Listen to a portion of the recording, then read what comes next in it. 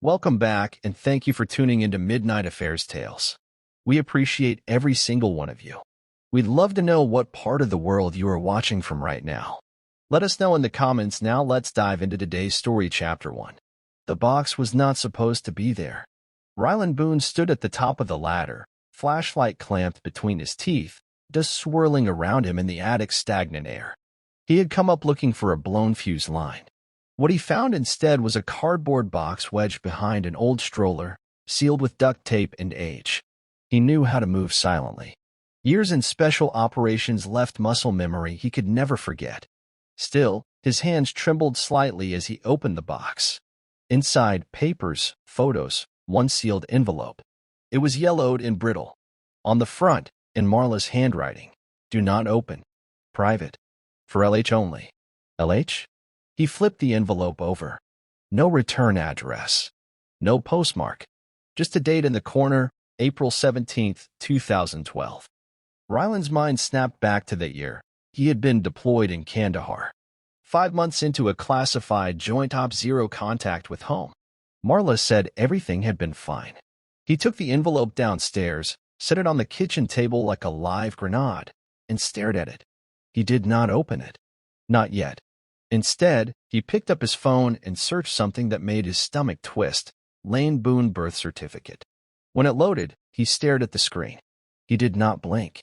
The attending physician was listed as Dr. Leland Hart. The same LH. He had not seen that name in a decade. Leland Hart, his former CO. A man he once bled beside. A man who vanished from base 2 months before Ryland came home. Marla said it was just a reassignment. He looked at the envelope again.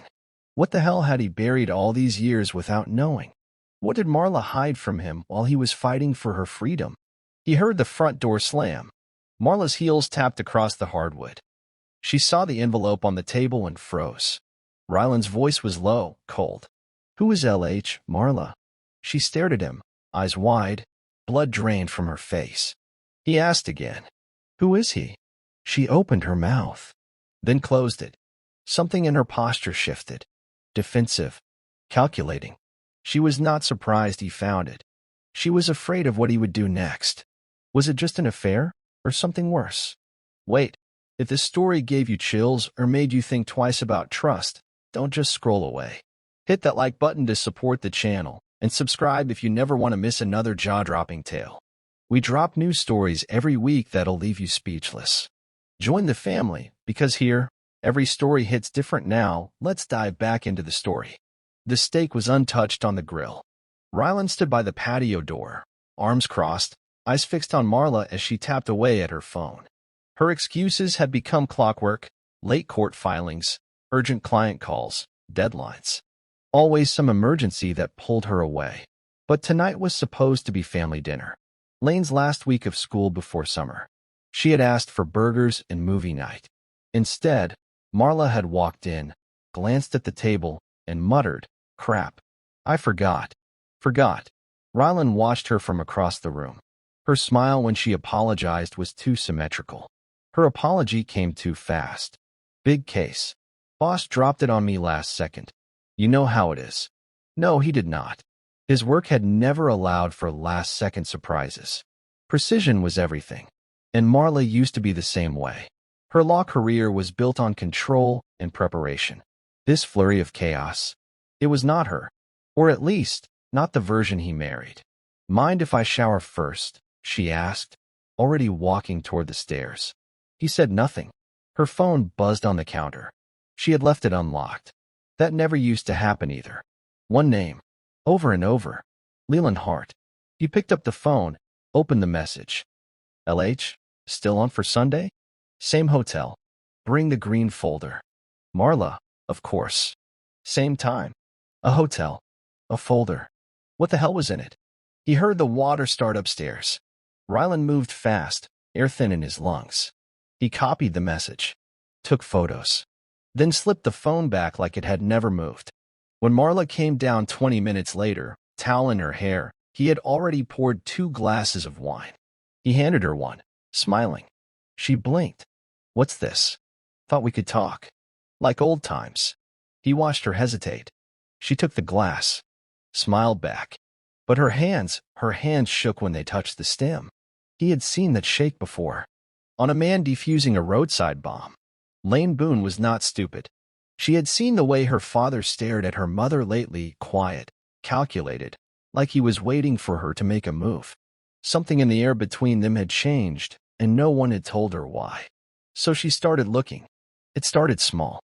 A browser history cleared every night. Her mother's sudden obsession with perfume again. A stack of manila folders in the locked cabinet in the guest room. The key had been under a loose floorboard for years. Lane remembered hiding her diary there when she was 9. Inside the cabinet were court papers, real estate records, medical files.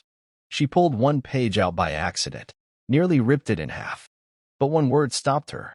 Guardianship claim. Minor beneficiary, Lane Hart, Boone. Hart? Her last name was Boone. Her stomach dropped. The room suddenly felt 5 degrees colder. She took a photo of the paper, shoved it back, and closed the cabinet. That night, at dinner, she said nothing. Marla asked about her math final. Ryland grilled burgers. But Lane watched both of them with new eyes. After dinner, she sat in the driveway in her car, headlights off, fingers shaking as she scrolled through the photo again. Hart. She Googled it. Leland Hart. The name popped up in military forums. Some kind of contractor. Disgraced. Vanished after a scandal no one talked about. She ran inside. Dad. He was already waiting in the living room, envelope open on his lap. He looked up at her with a stare she had never seen before. She held up her phone. He held up the letter. They spoke at the same time. Do you know who this is? Did Mom lie to us? And in that breath, the house stopped being a home. It became a crime scene. Ryland stared at the living room wall as if the paint itself might crack open and confess something. Lane sat across from him, knees tucked under her, phone clenched in her fist. The silence between them was thick, but it was not awkward, it was loaded. Did you know about him? She asked quietly. No, he said. Not until this week. She swallowed hard. Is he my real father? Ryland's jaw clenched so tight it ached. I do not know, but I will find out. Upstairs, the faint sound of a hairdryer hummed through the walls. Marla was getting ready. Again. Another dinner she said she could not cancel. Lane looked toward the stairs. Does she know you know? She is starting to. The doorbell rang. They both jumped. Marla's voice floated down from the hallway. Can one of you get that? Ryland moved first. He opened the door to find a courier. No smile. No small talk. Just a clipboard and a manila envelope with confidential, client copy stamped in red. Ryland signed, took the envelope, and shut the door. He opened it in front of Lane without a word. Inside was a photocopy of guardianship transfer forms. Filed in 2013. Marla had transferred sole custodial rights of Lane from Ryland to herself, without his signature. His name was forged. He could see it. The strokes were too loose, the shape too wide. It was a good copy, but not perfect. Lane's breath hitched. What is this? Ryland's voice was low. Measured. Proof she wanted me out of the way. Legally. But why? That question lingered in the air like smoke. And the worst part? Ryland was not sure of the answer. Not yet. Marla came downstairs, adjusting her earrings. Everything okay? She asked, smiling like nothing had changed. Ryland folded the paper slowly. Never better, he said. But the taste in his mouth was metallic. Like blood. Like war. Ryland did not sleep that night. He spent hours in his garage, laptop open on the old workbench, lit only by the soft glow of a single bulb overhead. He was in the system again, the network of veterans, old analysts, private forums from his intelligence days. He typed in Leland Hart, cross-referenced aliases, scraped old deployments. Most of it had been scrubbed, but one link popped up, a shared folder from a private investigator blog. It was just called Ghosts of Fall River. Inside were names, stories, scandals. One folder was labeled Hart/Boone, Seattle Red Case 2013. His hand stopped on the mouse. He opened the folder. There were photos. One showed Marla and Leland outside a hotel in Georgetown. Another, a charity fundraiser. Marla on the board, Leland giving a speech. They were not touching, but the intimacy in their body language was loud. But the last photo hit him in the chest. A young girl, about 3 years old, curly dark hair, holding a red balloon. Leland crouched beside her, smiling. She looked just like Lane at that age. Ryland stared at the screen until his eyes burned. This was not just infidelity. This was a removal. He was never meant to be Lane's father. He was meant to be her cover. The sound of Lane's footsteps in the garage startled him. She looked at the screen. Is that me? He shook his head. No, but the way he said it, she understood. Her voice cracked. Then who is she? Ryland did not answer. Not yet, because now the mission had changed. It was no longer about proving betrayal. It was about proving ownership of a life stolen from him, from Lane. And he would not stop until every name, every file, and every lie was exposed. By Monday morning, Ryland had already rerouted their home Wi-Fi through an offshore server, wiped the cache on Marla's desktop, and mirrored her cloud backups into a hidden drive. He moved like a soldier on recon, methodical, invisible, relentless. At 7:12 a.m., Marla left the house with a travel mug, a tight dress, and that same damn perfume. Lane watched her from the window with arms folded. She thinks we are clueless, she said. No, Ryland replied, slipping a flash drive into his pocket. She thinks we are quiet. They followed her that morning. No tailgating. No rush. Just smooth, deliberate distance. Ryland had done this in Fallujah, Berlin, even Vegas once, covert trailing in plain daylight. Marla pulled into a sleek underground parking lot beneath a corporate office tower. She took the elevator. Ryland parked across the street and waited. At exactly 9 a.m., he walked in, pressed the button for the 32nd floor, and stepped out like he belonged. The law firm's front desk receptionist barely glanced at him. He moved past, into the hallway, then toward the conference room where he had seen Marla go in. He planted the bug under the table in less than 5 seconds. A micro-recorder. Motion activated. Synced to his phone. Then he left. 2 hours later, back home, he listened. The Belize account needs to stay under Red Leaf Holdings. We cannot link it to the foundation, Marla's voice. He's getting suspicious. I will handle it. Leland's voice. Ryland pressed pause. This was not just betrayal. This was fraud. This was organized. This was a controlled detonation, and she thought he was standing on the blast line. She had no idea he was the one holding the switch. The smell of burnt coffee lingered in the kitchen as Ryland sat at the table, staring at the flash drive beside his mug. He had listened to the recording twice. Once for the words. Again for the tone. It was not just what Marla and Leland said. It was how they said it. Calm. Calculated. No remorse. Like they were discussing a business merger, not a conspiracy. Lane came in wearing one of Ryland's old sweatshirts, her eyes still swollen from sleep. She looked down at the flash drive. Did they say anything about me? Ryland shook his head. Not yet. But it is early. She poured herself coffee, black, like her father. The silence between them felt heavier than it should have for a morning. You think they are still seeing each other? She asked. I do not think they ever stopped. He pulled out his laptop, opened a folder labeled redleaf_assets. Inside were PDFs, property records, wire transfers, meeting schedules, all linked to Marla's name, and the nonprofit she claimed was just a community service project. Red Leaf Holdings was not charity. It was a front, a shell for offshore accounts and fake donors, a machine laundering money under the disguise of family support. Ryland had seen these kinds of networks overseas. In war zones, you knew what a lie smelled like. This one reeked. He clicked on one file.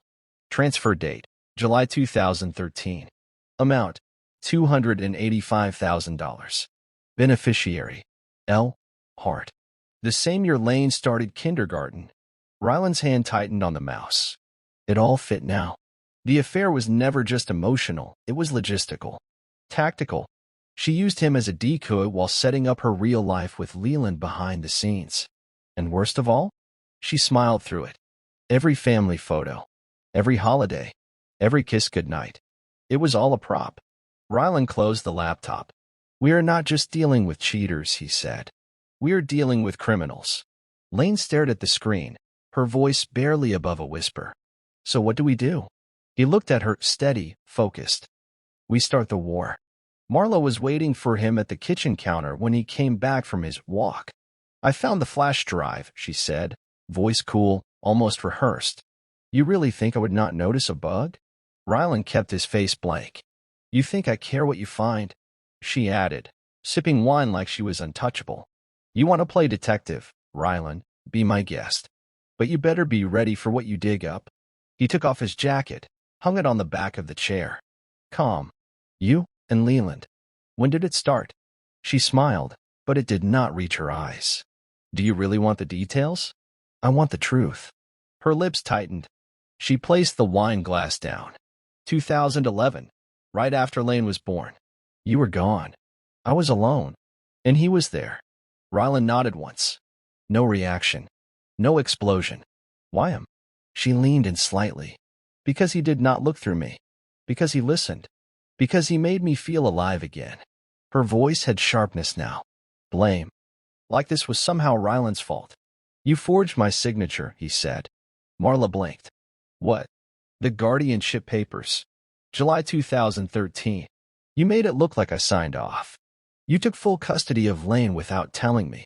A flicker of panic passed across her face, but it vanished just as fast. I had to make sure I could protect her assets.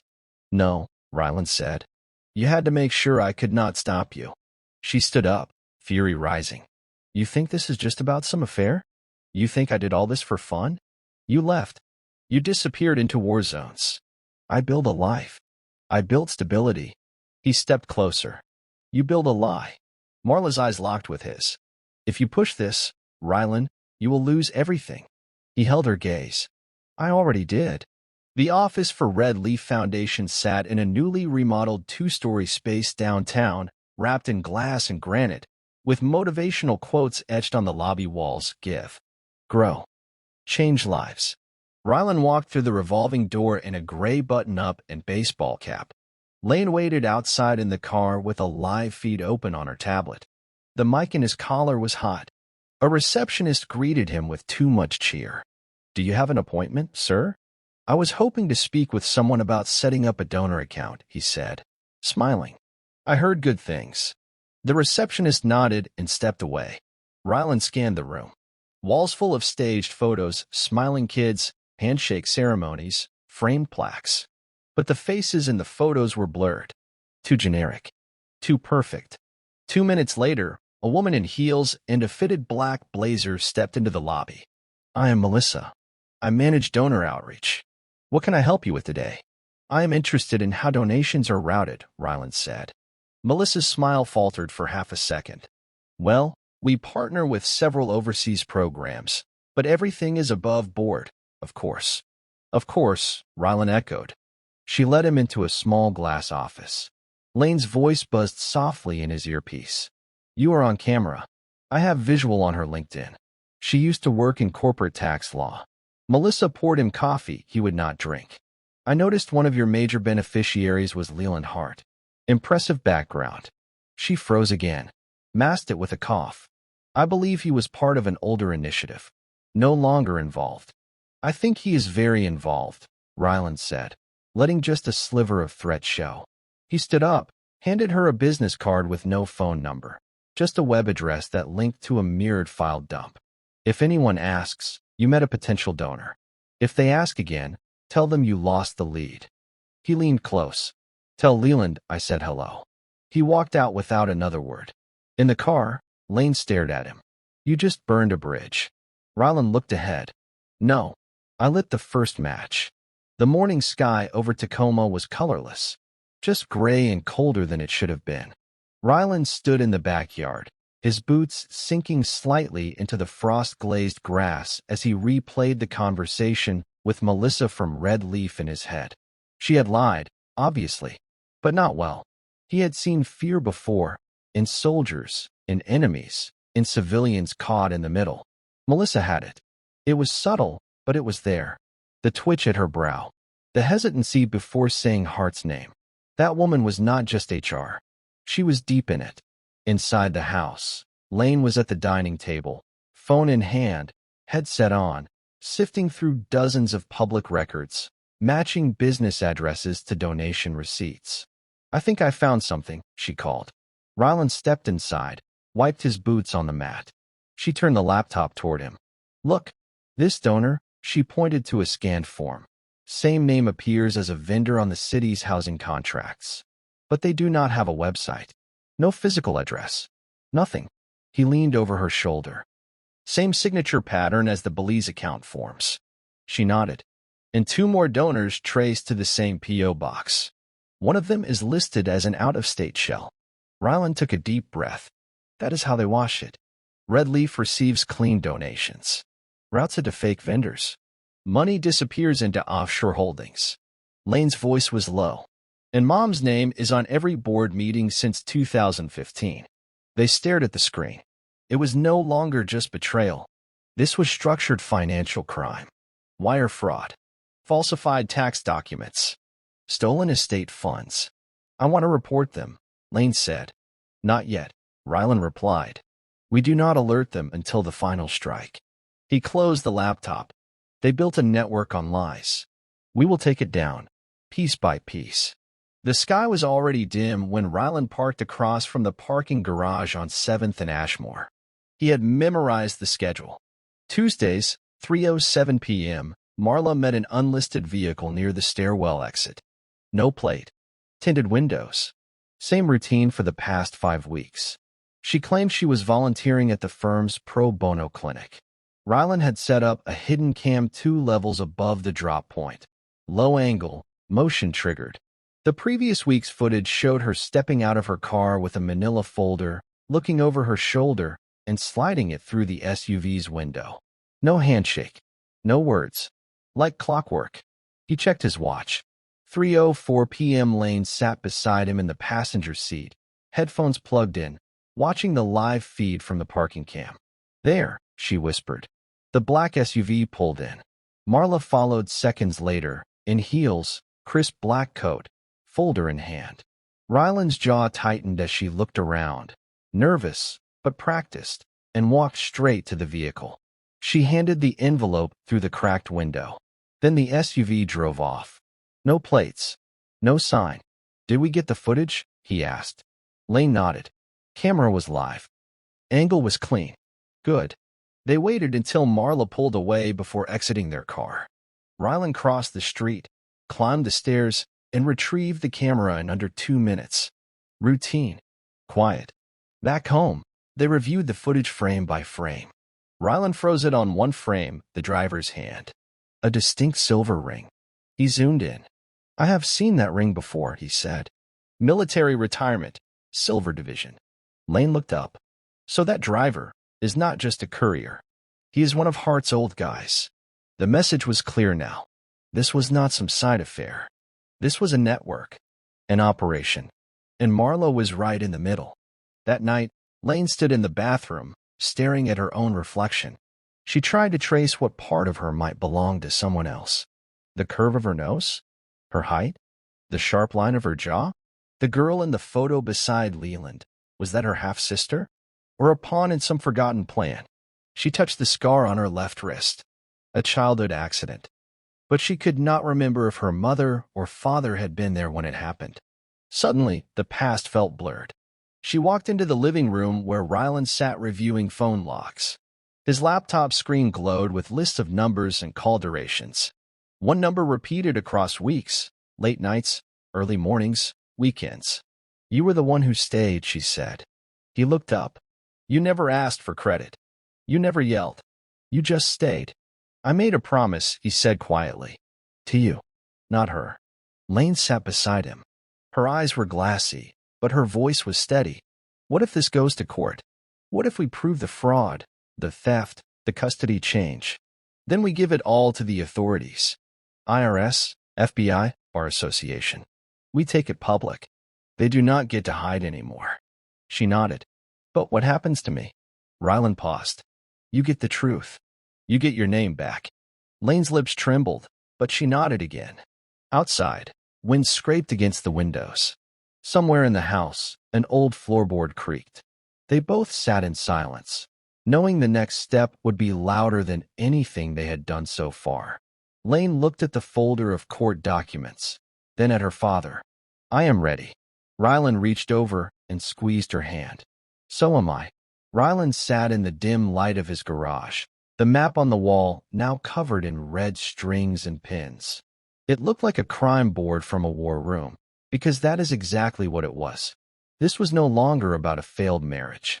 This was infrastructure. And every name on that board had bled his family for years without leaving a single wound visible, until now.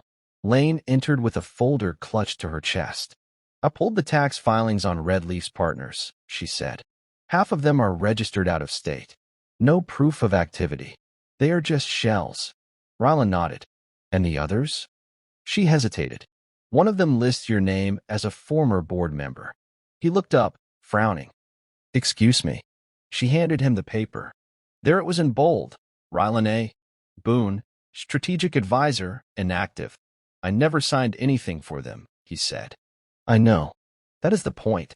They used your identity." Rylan stepped back from the board. They had not just betrayed him. They had built their lie using his name.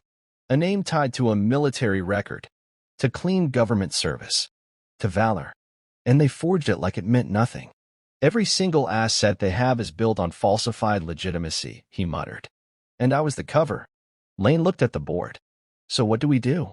We turn the legitimacy against them." He took out his phone, snapped photos of every board member listed on Red Leaf's public site, then pointed to two names in particular. "Start with these. Judge Herman Kessler and Senator Dwight Crane. They are both donors. If they are complicit, we hit them hard. If not," Lane raised an eyebrow, "we make them talk? We make them choose sides." Marla came home late that night. Not unusual. But this time, she smelled like tobacco and someone else's cologne. She tried to be casual, tossing her bag on the kitchen counter, kicking off her heels.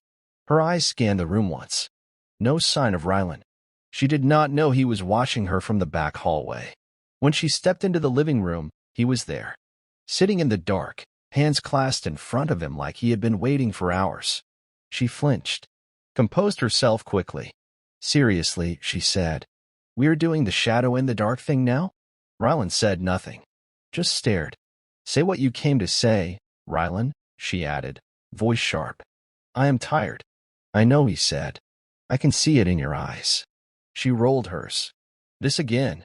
You are tired because the walls are closing in. Because you know you messed with the wrong life. Because every file, every transfer, every lie, you built it on me."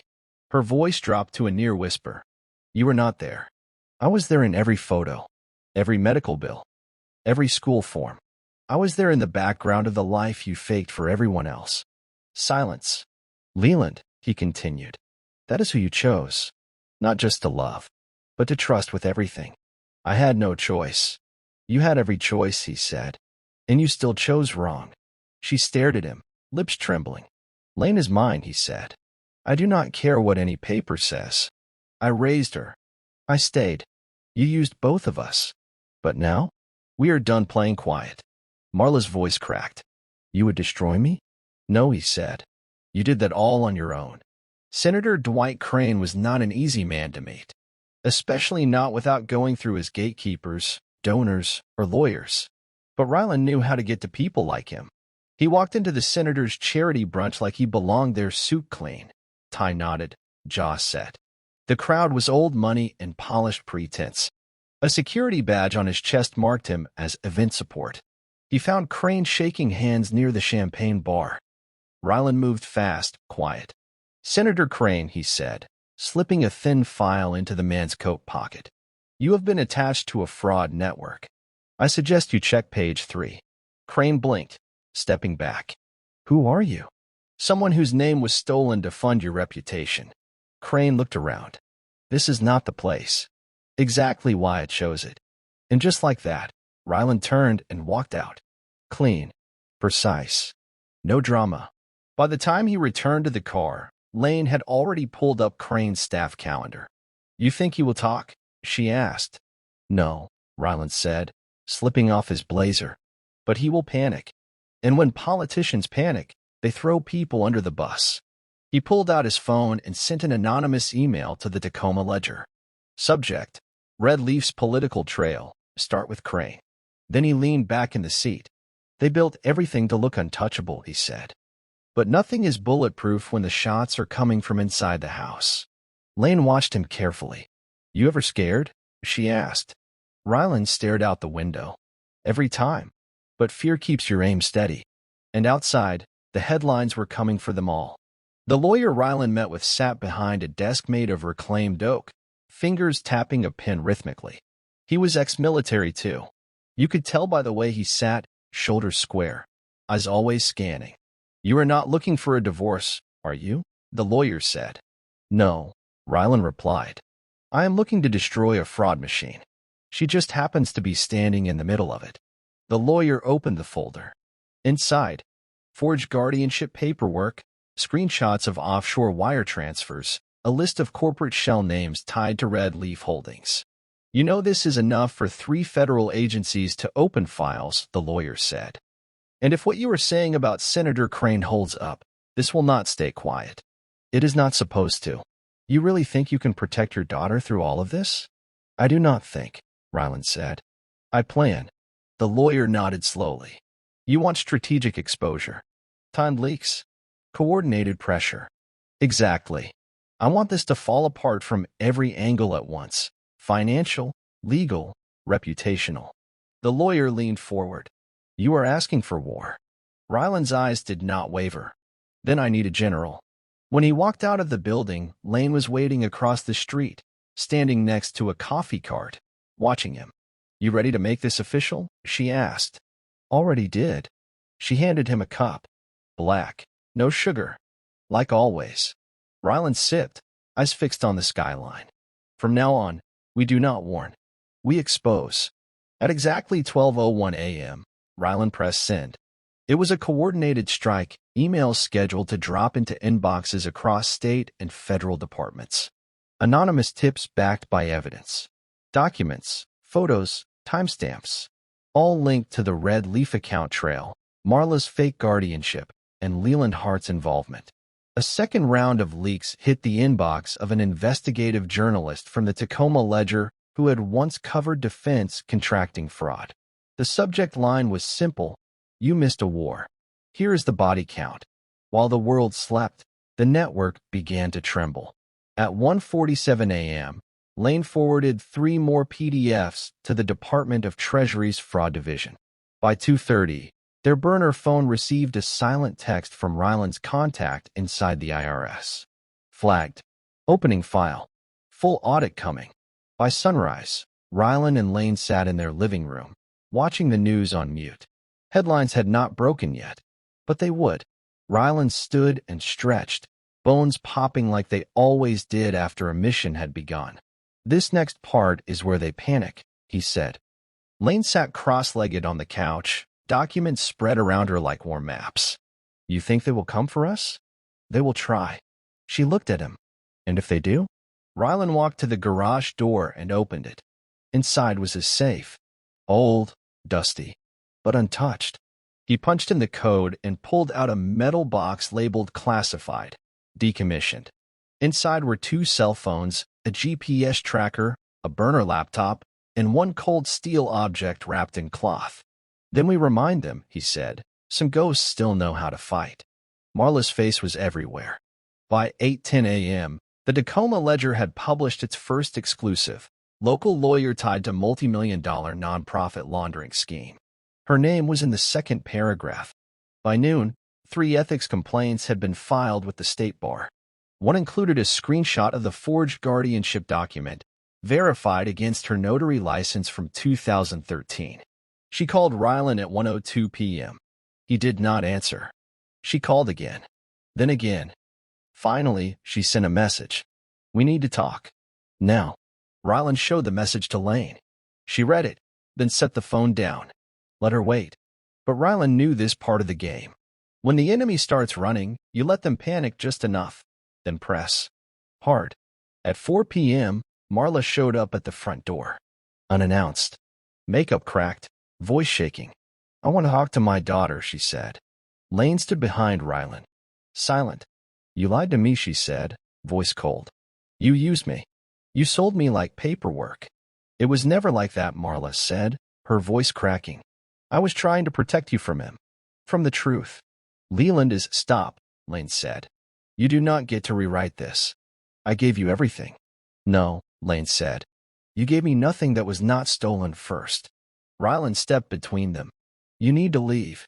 I can fix this. You are not here to fix anything, Ryland said. You are here because the fire is at your feet. Marla's eyes welled, but no tears fell. You were always the one who knew how to burn bridges, Ryland. He nodded once. And now I am the one holding the matches. She stepped back, and he closed the door. The silence in the house after Marla left felt heavier than anything Ryland had heard in combat zones. He sat at the dining table, the same table where birthdays had been celebrated, homework had been done, lies had been fed.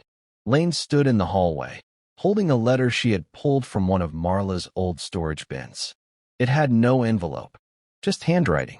Feminine. Familiar. Ryland took it from her carefully. It was dated 3 years ago. To Leland, I cannot keep pretending this life with Ryland is real. The money from the trust will hit next month, and once it clears, I will finalize the guardianship. After that, we can finally live our life, for real. I just need a little more time to keep up the front. Lane sat down slowly. So that is what I was. A front. Ryland read it again, jaw clenched. He could hear the blood rushing in his ears.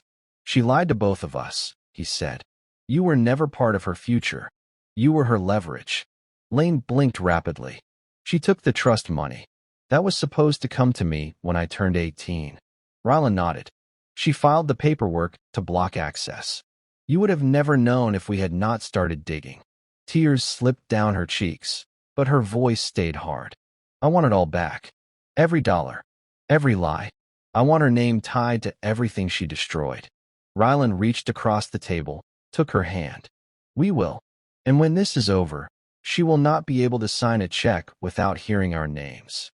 Outside, the wind howled against the windows. Inside, a new kind of resolve filled the air. The bar was dimly lit and smelled like old wood and broken promises.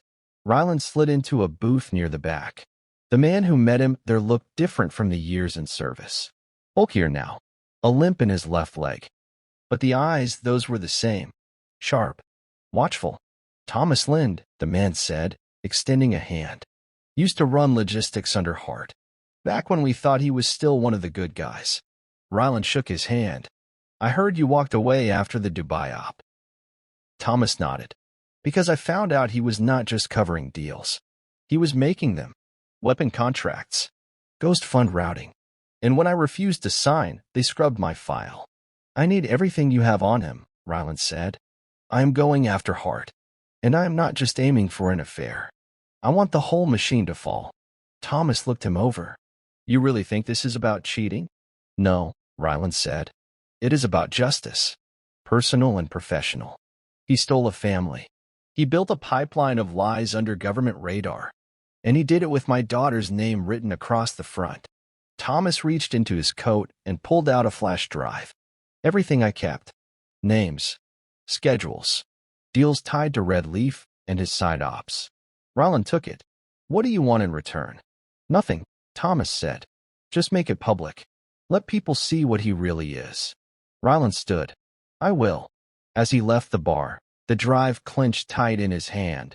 He knew this was more than leverage. This was the key, and it was going to open every locked door Hart thought would never break. The next morning began with a buzz. Lane's phone lit up with a headline alert from the Tacoma Ledger. Private intel ring linked to nonprofit scandal. Whistleblower confirms U.S. vet involvement. She read every word out loud while Ryland packed a courier envelope in the kitchen. The article says it all, she said. Anonymous source confirms Hart used Red Leaf as a cover for post-military black ops. Contracts, ghost accounts, misappropriated funds. Ryland placed the envelope on the table. Inside were printouts from the flash drive Thomas had given him. That goes to a D.C. reporter next. By the time it breaks nationally, there will be no defense left. Lane looked at him. What happens to Hart now? He runs, Ryland said. Or he panics. Either way, he will make a mistake. And that is when we catch him. They both turned as a car slowed outside their house. Unmarked. Black. No plates. Ryland moved to the window. He did not flinch. The car did not stop. Just coasted, slowly, and kept going. Lane gripped the edge of the table. They are watching us. Good, Ryland said. Let them. He opened his laptop, logged into the encrypted drive, and started setting up a broadcast upload. A backup. If anything happened, the world would still see everything. You sure this is the right way? Lane asked. No, he said. But it is the only way that ends with truth. Outside, the wind picked up again. Leaves swirled across the street. And somewhere, miles away, the first subpoenas were being drafted. This was no longer about revenge. This was the beginning of justice. The air inside the house felt sharp, like the pressure dropped before a storm. Lane sat at the dining table, sorting through envelopes marked with bank seals and law firm headers. Everything was printed. No digital trace. The plan was paper, old school, trackable only if you knew where to look. Ryland walked in with a notebook tucked under his arm. He had started writing again. Not for records, but for clarity. Every operation needed a log. She will be hit from 3 sides tomorrow, he said. The financial board will suspend her license by noon. The IRS will freeze the accounts by afternoon.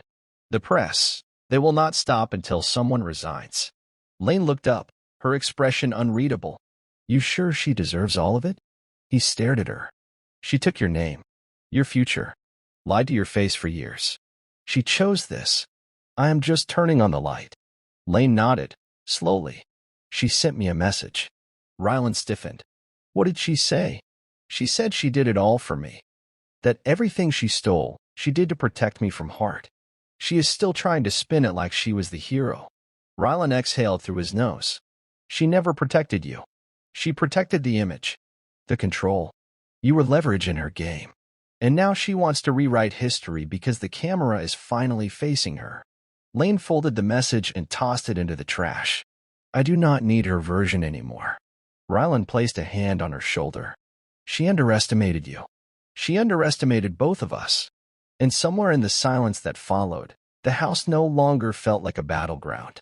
It felt like a command center. Because this was no longer survival. This was strategy. The twist began with a name Ryland had not heard in 15 years.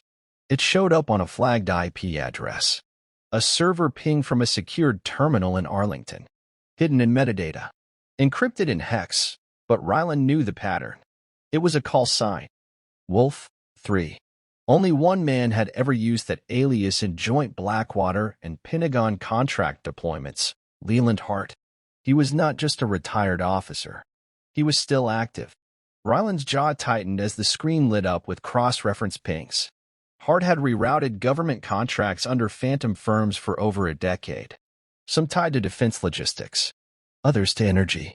But the thread that froze Ryland in place was a document filed under the name Project Autumn. He opened it. Contract type.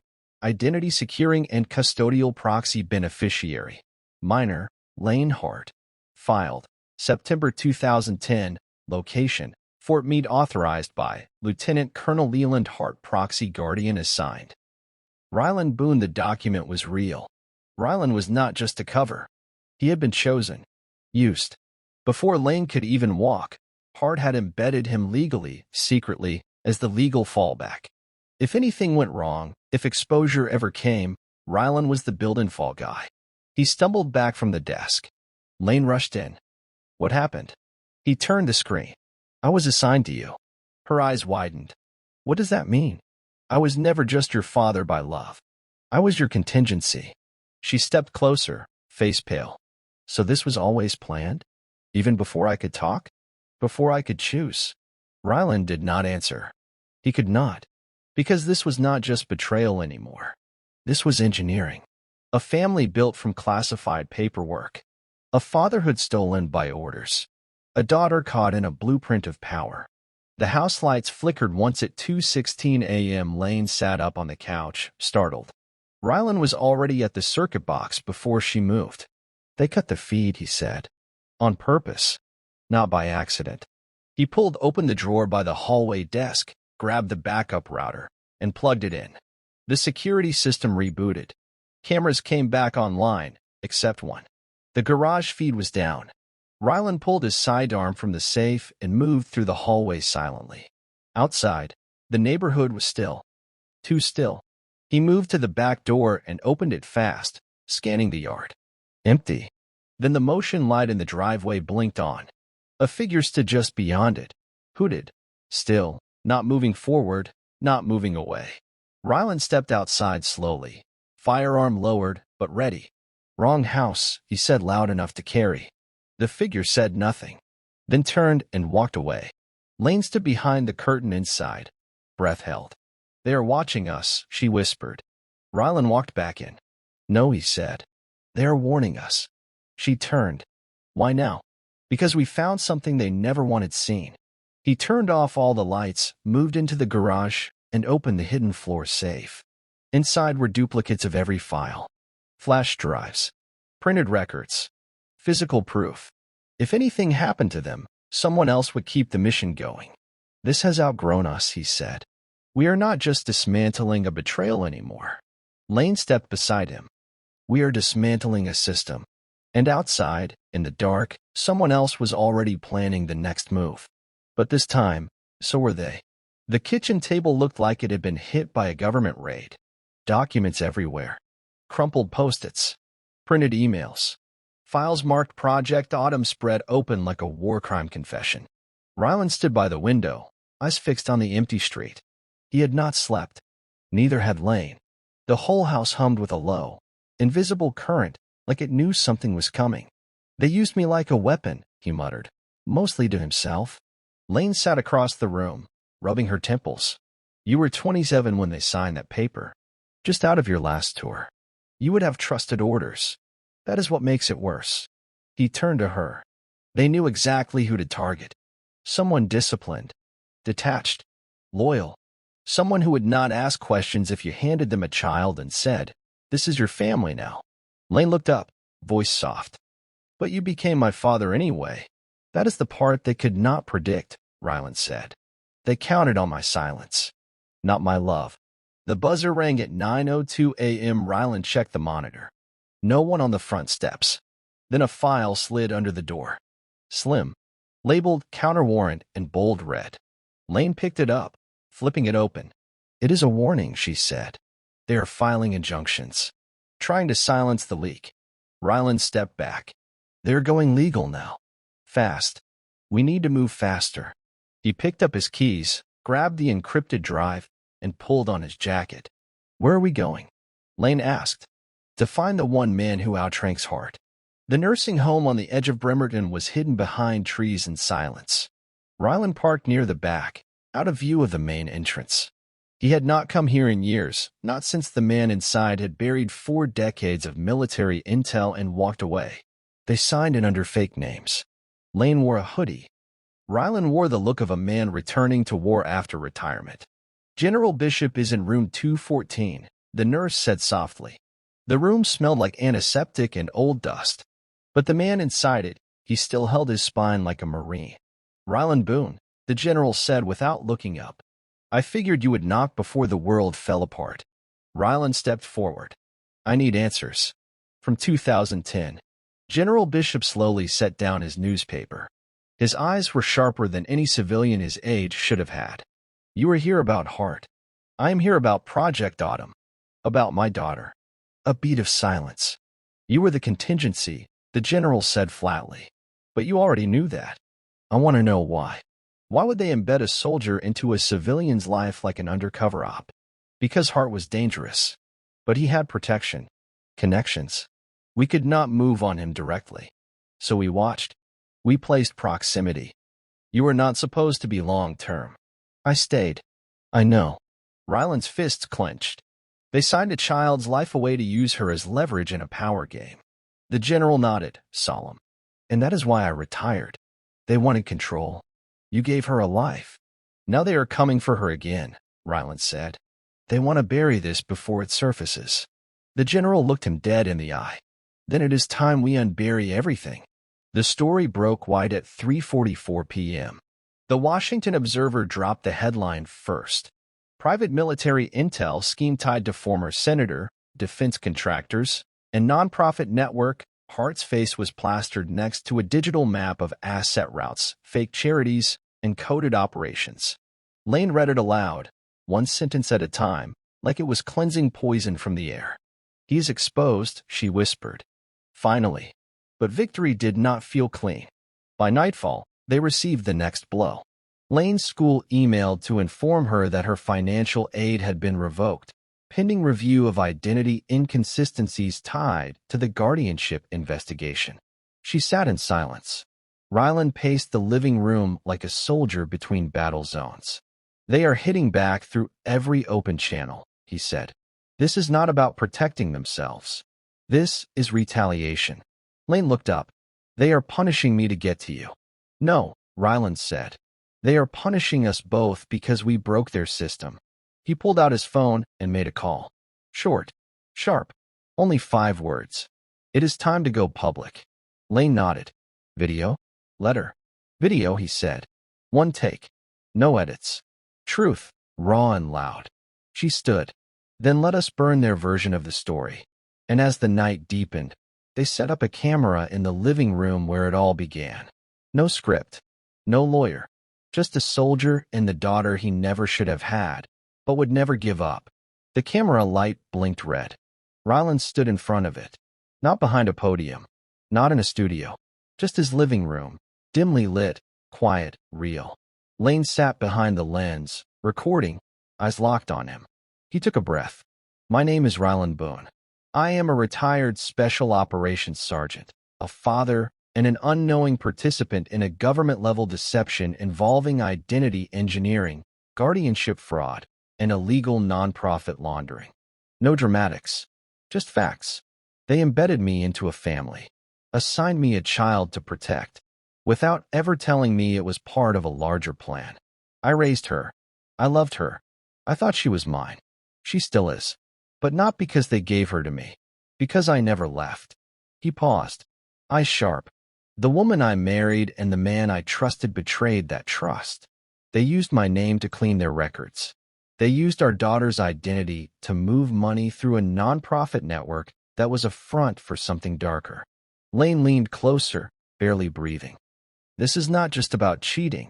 This is about power. About systems that quietly use people like parts, then discard them when they start asking questions." He stepped closer to the camera. "They tried to erase us, but we have receipts. We have files. We have faces." He looked down once, then back up. "To anyone watching who helped build this machine, your time is up." And then he shut the camera off. Lane looked at him, stunned. "We upload this?" He nodded. "Tonight." By morning, the video had been shared over 800,000 times. Anonymous groups posted it. A military whistleblower blog embedded it. The Ledger picked it up and ran a follow-up exposing deeper nonprofit ties. But the real blow came at noon. A journalist forwarded them a message. "If you want Hart to fall completely, you are missing one name, Trina Dorsey." Ryland read it twice. "She was the council member who helped push the red leaf zoning approval," Lane said. "Mom used to call her TD on phone logs." Ryland opened the files again. One name popped: a mortgage transfer of a 3-story townhome in D.C. under Dorsey's name. But the payment? Covered by a holding company tied to Hart. She was not just helping them, Lane said. She was with him. Ryland leaned back. "If we prove the affair, it is not just scandal. It is collusion. Conflict of interest. He funded her while she approved their fake programs." Lane's voice was sharp. "Then we need to find proof. Photos. Transfers. Messages." Ryland nodded. "I know someone who can." The man who met Ryland in a car wash parking lot at 2:06 a.m. did not have a real name anymore. Just a burner phone and a voice that never shook. "You want dirt on Hart and Dorsey?" the man asked. "I want the whole graveyard," Ryland said. "Not just the bones." The man handed him a sealed drive. Surveillance. They were sloppy. Hart liked his meetings on rooftops. Thought no one would film him from above. He forgot satellites do not need permission. Ryland took the drive. What do you want in return? Nothing. I owed you. Cobble, 2009. He walked away. Back at the house, Lane opened the files. High-res drone photos. Rooftop dinners. Money envelopes. A clip of Dorsey laughing while Hart whispered in her ear. Date stamped. Tagged. Ryland stared at the screen. They buried truth under concrete. Then let us dig it out, Lane said. At 10:32 a.m., the state bar issued a public notice. Attorney Marla Boone is hereby suspended pending review of fraud allegations, legal misconduct, and forgery connected to the Red Leaf Foundation. Lane sat frozen as the notification refreshed on the screen again and again. It happened, she whispered. Ryland watched from the doorway. Calm. Focused. I told you, he said. Truth has a longer reach than silence. Across the city, Marla's law firm went into crisis mode. Her partners issued a press release distancing themselves. A junior associate leaked internal emails. The story became national. Reporters began calling the house. Ryland shut the blinds. From here, it gets louder. Lane nodded. Then we speak louder. The moment had come. The plan was working. But the war was not done. It was only shedding its skin. By 6 p.m., the news vans had lined the block. Reporters with microphones, flashes of light, and questions yelled over one another. A drone buzzed overhead. Ryland watched it all from behind the living room curtain. They are not going away, Lane said, pacing near the hallway. They are not supposed to, Ryland replied. She looked at him, eyes narrowed. You wanted this. No, he said. I wanted justice. This is just the noise that comes with it. On the television, an anchor spoke with urgency. Former attorney Marla Boone, once a respected name in Tacoma's legal circle, now faces potential criminal charges stemming from her alleged involvement in a multi-layered fraud conspiracy. Lane turned off the volume. She is being eaten alive. Ryland walked to the bookshelf, pulled down a folder marked Final Step, and laid it flat on the table. Tonight, we send this. Lane opened it. Inside, a complete financial history of Hart's operations. Every back-channel deal, every dummy account, all linked to his name. If we leak this, she paused. Ryland looked at her. It buries him. Not just professionally, legally, socially, politically. She nodded. Do it. And with one click, she uploaded the archive. They stood in silence, the hum of the fan the only sound in the room. The war was public now. There was no taking it back. Leland Hart did not respond to any press inquiries. Not directly, but his message came through another channel. Ryland received a plain white envelope in the mailbox. No name, no stamp, just a single photo inside.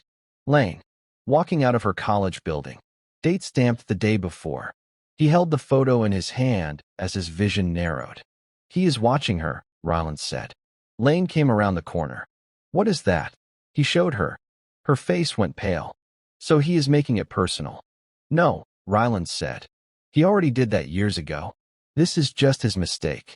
He picked up the phone and made a call. Activate the protocol. All of it. The voice on the other end responded simply. Confirmed. Perimeter locks. Digital trace initialized. Lane sat down slowly. You think he will come here? No. He wants to rattle us. Is it working? Ryland looked her straight in the eye. No. Because this time, I am not alone. He moved to the closet, pulled out a locked case. Inside, military-grade equipment. Flash tools. Jammers. Trackers. You are not a scared girl anymore, he said. You are part of this fight. Lane took a long breath. Then let us make him regret waking us up. The courthouse was quiet in the early morning. Just the distant echo of footsteps and the soft shuffle of documents being filed. Lane stood in front of the clerk's desk, a folder in her hand. Her palms were sweating, but her voice was firm. I am filing to reclaim my legal name, and I am requesting full access to the inheritance held in my name. The clerk looked up, startled by the directness. Are you sure you want to proceed without counsel? Ryland stepped forward. She has all the counsel she needs. The clerk nodded and stamped the form. Lane signed her name slowly. Not Lane Hart. Not Lane Boone. Just Lane Evelyn Boone. The name Rylan had whispered to her during thunderstorms, the name printed on her first backpack, the name they had both earned. As they walked out, cameras tried to block their path, but she moved right through them. A reporter called out, "Do you have anything to say to your mother?" Lane stopped. "Yes," she said, calm and clear. "You never owned me." Then she kept walking. Outside, the sun finally broke through the clouds. The knock came soft. Too soft. Federal agents did not knock like that. Rylan opened the door slowly, and there stood a woman in her mid-50s. Pale, shaking, a scarf wrapped around her wrist like a bandage. It was Marla. "I had nowhere else to go," she whispered. "You should have gone to the truth," he said, not moving. She looked behind him. "Lane, she does not want to see you." "I need to explain." "No," Ryland said. "You need to live with what you did." Marla's voice cracked. "They are turning on me." Leland cut contact. "Dorsey resigned this morning. The money is gone. Everything is gone. That is what lies cost." She sobbed once, the sound raw, uncontained. "I never meant to lose her. But you were fine using her." She looked down. "Just let me say one thing to her." Ryland paused, then shook his head. "No, she is finally free of your voice." And then, without a word more, he closed the door. Outside, Marla stood for a long time in silence. Inside, Lane sat at the kitchen table, tears in her eyes, but not from sadness. From peace. The sun had not fully risen when Rylan handed the keys to the real estate agent. The house was quiet, too quiet for what it had lived through. The furniture was gone. Only the bare echo of voices remained in the empty walls. He walked through the rooms one last time. The hallway where Lane had taken her first steps. The kitchen where Marla used to hum fake lullabies while typing forged documents. The backyard where he had once planned surprise birthdays, thinking the life he built was real. Now, it was just coordinates on paperwork. Lane appeared in the doorway, her bag slung over her shoulder. "You sure about selling it?" He nodded. "It was never really ours. Just a place where the lie lived." She stepped forward and placed something on the counter, a framed photo of the two of them, taken when she was 9. "You want to keep it?" she asked. "No," he said. "Let them see what they lost." They walked out together, the door closing behind them with a final click. Outside, reporters waited again, but this time they said nothing. Because Ryland and Lane were not running anymore. They were walking away. And this house, the one that had once held secrets, silence, and shadows, was no longer theirs to carry. The courtroom buzzed with whispers. The energy in the room was volatile, like a thunderstorm just before it breaks. Ryland sat beside Lane, both of them calm but alert. Across the aisle, Marla looked brittle, her suit too polished for how broken she looked beneath it. Leland Hart was absent, no surprise. He was facing federal charges in D.C. But this hearing was not about him. It was about her, about what she did. The judge reviewed the evidence in silence. The forged signatures, the fake guardianship, the nonprofit transfer trail, the confession from an ex-associate, and the video, Ryland's video, that had been admitted into public record. Lane's voice was clear when she took the stand. She was supposed to protect me, but instead, she used me, my identity, my money, and my trust. And when it started falling apart, she did not stop. She just blamed everyone else. Marla's lawyer tried to interject, but the judge raised his hand. "That is enough." In the silence that followed, Marla's face twisted. "I did it for her," she shouted. "Everything I did was for her future." The courtroom froze. Ryland stood up slowly. "You lied to her future to protect your ego. That is not love." The judge leaned forward. "Verdict will be filed within 72 hours. Until then, Mrs. Boone, your passport is confiscated. You are legally restricted from contacting the plaintiff in any form." Gavel down. Decision made. And Marla? She did not speak another word. Because now, truth had a seat in the courtroom. And it was louder than her lies. It was strange how quiet the world became after the screaming stopped. Lane sat on the back porch of the safe house they had moved to temporarily. The trees swayed softly. The sun filtered through the clouds, not harsh, not cold, just still. I used to wonder if I was just like her, she said quietly. If I would lie like that. Use people. Cut corners. Rylan sat beside her, boots untied, fingers laced together. You are nothing like her. She looked at him. How do you know? Because you stayed. Even when it was easier to run. Even when the truth hurt. She nodded slowly. I spent years being quiet. Smiling when I was hurting. Pretending not to notice when things felt wrong. Rylan looked at her. That is what they count on. Silence. They depend on people keeping their heads down. Lane exhaled. I am tired of being silent. He handed her a folded envelope. What is this? An invitation. National News Network. They want an interview. Just you. To talk about the case. About the bigger system behind it. Lane's hands trembled slightly as she held it. You think I should do it? I think you already did the hard part, he said. Now it is about finishing the mission. She looked out at the trees again, then nodded. No more silence.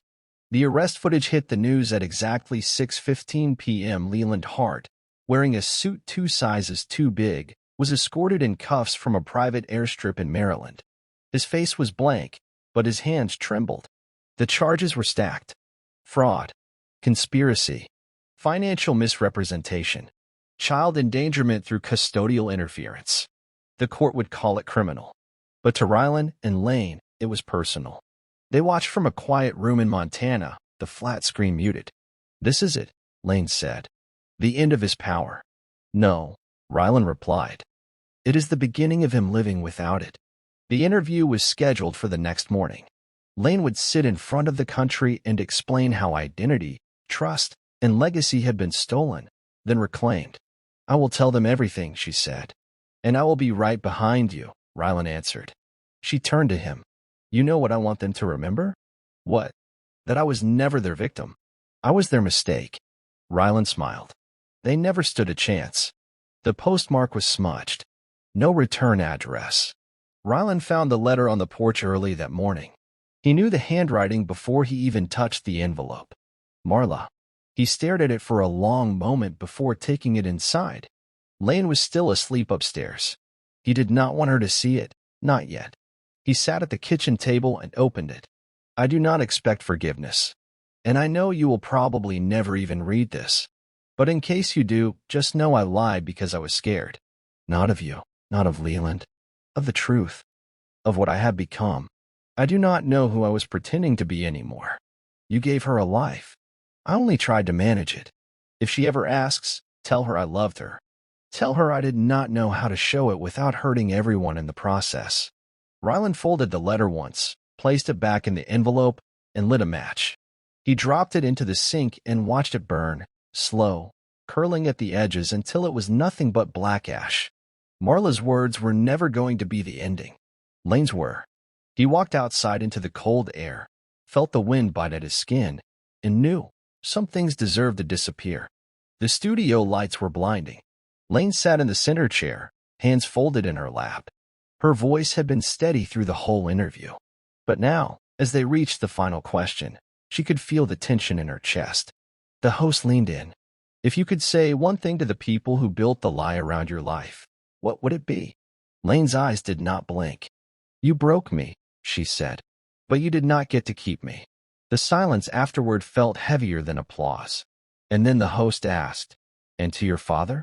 Lane turned to the side camera, the one Rylan was watching from backstage. She smiled. He saved me without even knowing what he was saving me from. The interview ended with no dramatics. No tears. Just truth. That was enough. Backstage, Rylan stood quietly. When she stepped off set, he handed her a bottle of water. You were perfect, he said. I was just honest. He nodded. That is what makes it perfect. The courthouse was empty when the final papers were signed. Lane Boone, age 19, was now the legal owner of the trust that had been held under false guardianship for over a decade. The judge handed her the folder personally. You are one of the youngest cases we have ever processed involving identity recovery at this scale. Lane nodded. I hope I am the last. Rylan stood behind her, arms crossed, expression calm, but proud. They walked out of the building without speaking. No press, no cameras, Just the two of them and the snow starting to fall gently over the courthouse steps. I want to start something, Lane said. A real foundation. One that protects minors from identity theft and legal abuse. Rylan raised an eyebrow. Using the trust? All of it. He smirked. You are just like your mother. Lane laughed. Then I will do it better. The memorial sat just outside the city, small, brushed steel plates engraved with names of soldiers who had vanished under Black Ops cover. Rylan walked slowly, hands in his jacket, boots crunching gravel. He stopped at one name, Lieutenant Colonel Leland Hart. Technically, the government had not erased him. They just sanitized the record. Rylan pulled a folded paper from his coat. On it, Hart's arrest log. Charges. The transcript of Lane's public testimony. Her voice, her words, her truth. He slid it into the slot beneath Hart's plaque. You forgot what the uniform was for, Rylan said quietly. You used it like armor. I used it to keep people alive. He stood there a while longer, then walked back to the truck where Lane waited. As he got in, she asked, Did it help? He stared forward, engine rumbling. No, but it finished it. And that was enough. The cabin was quiet, nestled deep in the Montana woods. No security systems. No cameras. No headlines. Just snow. Crackling wood in the fireplace. And the smell of cinnamon rolls Lane had pulled from the oven, Rylan's favorite. It was his birthday, but there were no balloons. No cards. Just a table set for two, and peace. That was more than he had ever asked for. Lane lit a single candle and slid the plate toward him. You still do not like cake, she said with a smile. I like peace more, he replied. They sat in silence for a while, the warm kind, the kind earned through fire. Lane reached into her backpack and pulled out a photo. It was not from the news, not from court. It was from when she was 4, sitting on Ryland's shoulders at a state fair, both of them smiling like the world had not yet cracked beneath them. I found this in a backup drive, she said. It is the one you took down after she left. He looked at the picture for a long time. You were light back then, he said quietly. Like you belonged up there, above it all. I still do, she said. But now I know how heavy the ground can be too. He smiled. That is how you know you are strong. They clinked coffee mugs together. No toast. No speech. Just the shared knowledge that this was the first birthday in years that meant something. Because it was real. 2 weeks later, Lane clicked the final upload. The Lane Foundation was now officially live. Fully funded. Fully independent. And fully protected. Their mission? To help young people reclaim their legal voices when systems, guardians, or institutions try to erase them. Rylan stood behind her, hands resting on her shoulders. This is yours now, he said. She turned the monitor so he could see the homepage. Correction, she said. It is ours. Outside, the air was clear. A new spring was beginning. And with it, a new life. They had lost a lot, but they had built more. And they were not victims anymore. They were architects of their own legacy. Before the screen faded to black, Lane looked straight into the camera for their announcement video. To everyone who has been broken, betrayed, or buried under someone else's lies, listen to me clearly. Your story does not end in silence. It ends when you say it ends. She paused. And to the ones who think they can take without consequence, this is your warning. She leaned in, voice calm but sharp. Some ghosts are not here to haunt you. They are here to finish the job. And now, to you, watching this, let us ask you something real. What would you have done if you were Rylan? If you were Lane? Tell us in the comments. Where are you watching from? And if this story shook something inside you, tap that like. Hit subscribe so you do not miss the next revenge tale that hits just as hard. We are just getting started. We will see you in the next epic thriller. Until then, protect your peace. And never mistake quiet for weakness. The lesson: truth is not always loud. Sometimes it lives in quiet decisions, to walk away, to speak up, or to stay standing when everything was built to make you kneel. Betrayal does not define you. What you do after it does. Choose courage. Choose clarity. And above all, choose yourself.